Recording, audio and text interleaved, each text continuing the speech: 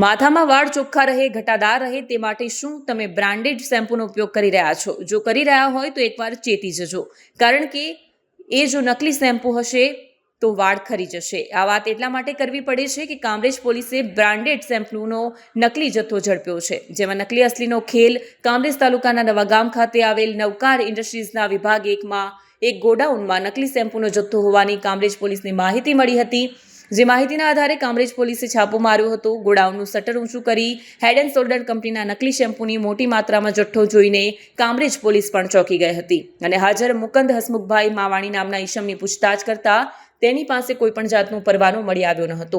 સુરત રેન્જના પોલીસ મહાનિરીક્ષક શ્રી પ્રેમવીરસિંહ સાહેબની રાહબરી હેઠળ સુરત ગ્રામ્ય જિલ્લાના નાયબ પોલીસ મહાનિરીક્ષક શ્રી હિતેશ જોઈસર સાહેબની સૂચના અને માર્ગદર્શન મુજબ સુરત ગ્રામ્ય જિલ્લામાં જે કોઈ પણ પ્રકારની ગેરકાયદેસર પ્રવૃત્તિ થતી હોય એના ઉપર અંકુશ લાવવાના ભાગરૂપે ગત તારીખ 31/7/2025ના રોજ કામરેજ પોસ્ટે ખાતે એક અરજદાર દીપકભાઈ બાબુભાઈ પટેલ કે જેઓ પોતે PNG કંપનીના ઓથોરાઇઝ પર્સન છે, જેઓ એક હકીકત જણાવેલ પોલીસને કે કામરેજ પોસ્ટે વિસ્તારમાં આવેલ નવા ગામમાં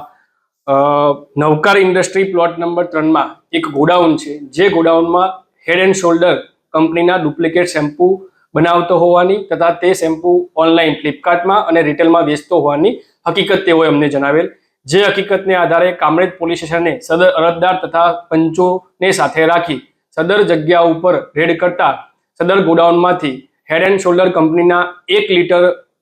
ના શેમ્પૂની બોટલો જે 4115 નંગ મળી આવેલ, ખાલી બોટલો 30 નંગ તથા પેન્ટીન શેમ્પૂની પણ અમુક બોટલો મળી આવેલ અને અમુક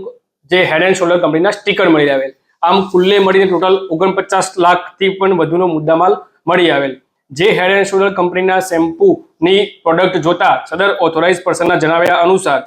શેમ્પૂના નીચેના ભાગે જે ઓરિજિનલ કંપનીનો ઉપસેલો સિમ્બોલ હોય તેની ગેરહાજરી જણાઈ આવેલ તથા PNG કંપનીનો કોઈ પણ પ્રકારનો બેચ નંબર કે મેન્યુફેક્ચરિંગ ડેટ પણ લખેલ હોવાનું જણાઈ આવેલ ન હતું, જેથી કરીને આ પ્રોડક્ટ ડુપ્લિકેટ હોવાનું તથા સાથે